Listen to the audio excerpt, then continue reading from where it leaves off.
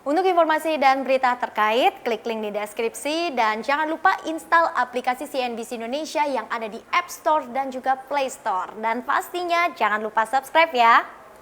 Dalam rapat kerja dengan Komisi 7 DPR RI siang tadi, Menteri Energi dan Sumber Daya Mineral Arifin Tasrif menyebut pihaknya ini telah menegur PT Freeport Indonesia terkait keterlambatan pembangunan fasilitas pengolahan dan pemurnian atau yang kita kenal sebagai smelter tembaga yang ada di Gresik, Jawa Timur.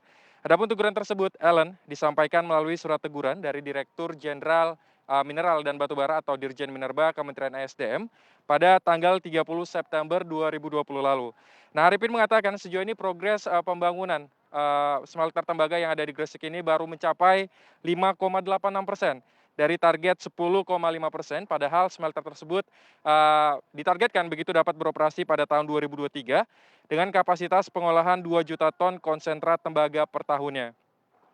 Nah, melalui surat teguran itu, Ellen, Freeport diminta agar pelaksanaan peeling test dan load test dipercepat begitu dan dapat diselesaikan ataupun dilaksanakan pada akhir Oktober 2020 lalu. Nah, kemudian merespon teguran tersebut, ini PT Freeport Indonesia memberikan tanggapan bahwa peeling test dan load test ini akan mengalami keterlambatan begitu dari yang semula direncanakan dilakukan pada akhir September menjadi awal November 2020 lalu. Nah, memang untuk pelaksananya di lapangan, Ellen, ini memang tidak sesuai dengan yang diharapkan begitu.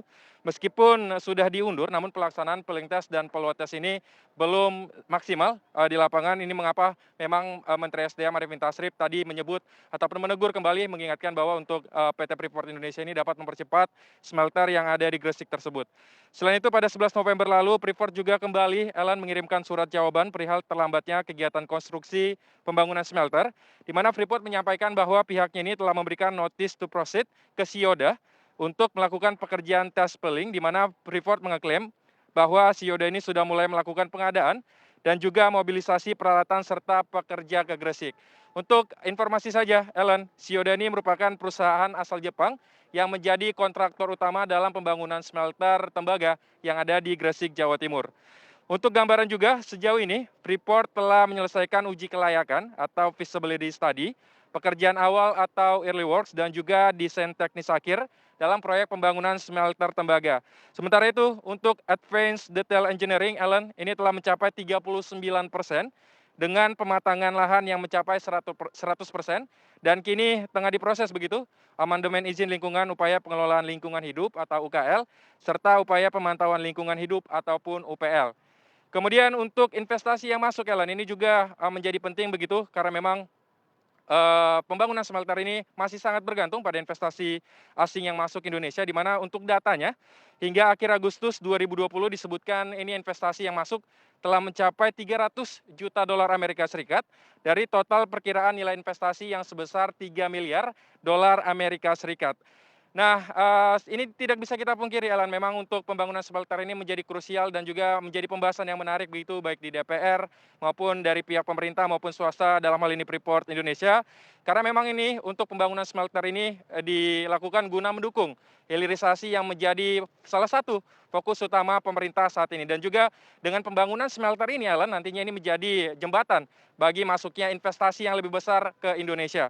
Dan memang untuk mendengar lebih lanjut begitu terkait bagaimana tanggapan pemerintah dalam hal ini Menteri SDM terhadap keterlambatan pembangunan smelter ini, berikut keterangan dari Menteri SDM Arifin Tasrif.